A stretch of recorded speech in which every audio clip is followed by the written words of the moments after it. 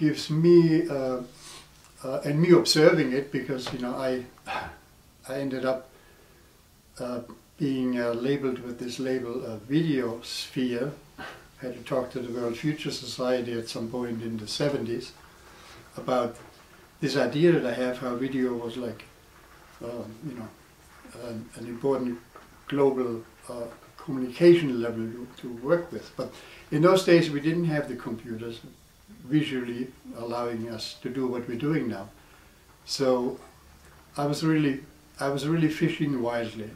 I was standing there and I was showing some video feedback that I do occasionally, because what video feedback allows is it allows shapes and forms that move, and if the videographer that makes these feedbacks, if he really gets into what he's doing, you come up with some really interesting interaction between you, the camera, and the screen that's producing the images.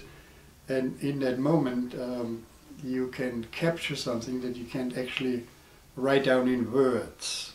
And that gets me back to something else that I thought once video could do, because even in Zen Buddhism and how Zen is being described, the Tao, which is a word that they use for the universe, the all, that you can describe is not the real Tao. So here you're in a real dilemma. In other words, if you want to look at the cosmos, at the universe, if you want to get any kind of understanding, it'll always slip away from you because you're never really quite there. So now, in 2009, when I talk about these things, people are conditioned by certain terminologies. So sometimes people tell me, oh, string theory, and so now people are bombarded with all these different labels about how one can look at the universe. And that gets us again to the part of the Tao that you want to call something is not the real Tao. And that opens up the one gate that's left over, which is you totally let yourself be consumed by the Tao. You swim headless. You, in other words, trust something that you were always told before to be afraid of. For example, a lot of people grow up being a certain way, and then the way they are is not normal, is crazy, and all this kind of stuff, which inhibits each individual. Has to deal with it, with the fact that you don't fit in the way you expected to fit in. But we're now living in a society where, going back to the video again, video couldn't be done without electricity. So one element of what we're living in as humans is an electric environment, which without it we couldn't be doing what we're doing now. We couldn't have any lights on, we couldn't charge any battery or run the cities and all this, whatever. There's always electricity involved. And I felt very strongly that it is important for people that currently live where we depend on it to really understand it better and deeper, because the ignorance of its presence and of its reality doesn't allow people to make proper decisions. And at this point, where it depends on what decisions people are making, will probably shape the outcome of the future. It won't be waiting for a government. What I found is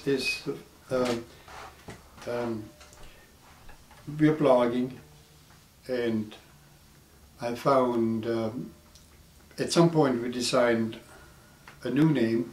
It's a Videosphere Energy Vision, and made it's part of a Google blogspot. But we found out that by blogging on YouTube, you actually reach a whole network of people that you wouldn't reach by blogging on Blogspot. So I also tried 2 years ago blogging on other sites. There's Veo, there is Daily Motion, there are many others, and I slowly, and Google Video, and I slowly gave them all up and focused primarily on our own Energy Vision blogspot.com and on youtube.com/Videosphere. And what happens there is people can subscribe if they find a tape, a recording that they're interested in, because when you go on YouTube, you will see on the side after you watch something that's related, so people have a chance to discover things that we have recorded.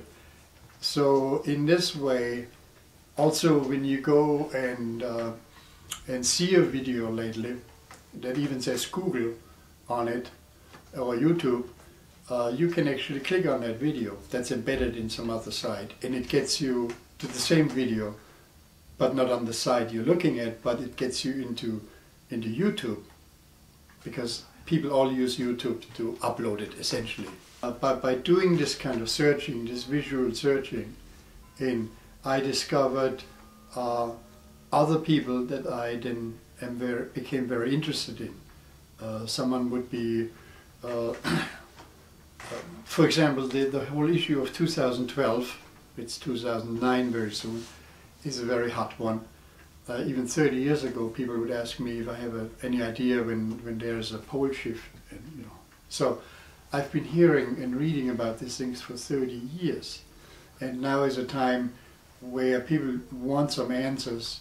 The History Channel just recently apparently gave a story that pointed a little bit to there being a black hole in the middle of a galaxy, which is sort of confirmed by now. I think it's 23 planets, suns like zooming around this center part, and on. But terminologies like black hole and not an overall comprehension of the universe makes a lot of TV producers produce ultimately a wrong picture and give people wrong information. So what I heard, they said it had something to do with gravity and that would make the Earth's crust shift.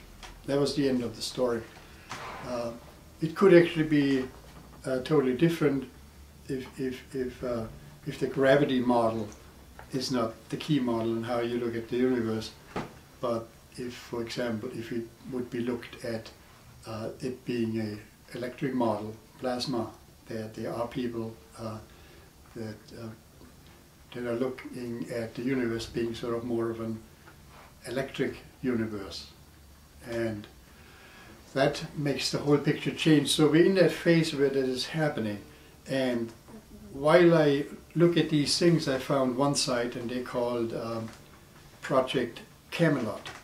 And Project Camelot, as it looked like to me, is a man-woman team that find people that talk about these subjects in terms of a wider awareness of the human mind, the soul, future, past, Earth history. Not just, in the West we're so used, it comes from the sacred books, and they have it, and no one wants to get away from the sacred books. And so I'm finding these people that interview folks that study things, and in those interviews I discovered St. Clair, for example. So by looking into videos in that way, for example, Project Camelot interviews in video, many different people have. It's interesting to see what they have to say. And what I hear mostly, since I'm an engineer from the past, working with the technology, video as a technology, and believing in alternative energy and working with that, ultimately I'm learning that the real answer to our future is actually not in technology, but it's in the energy in our own bodies. And we have to discover them, and that has to be part of being a whole new design team.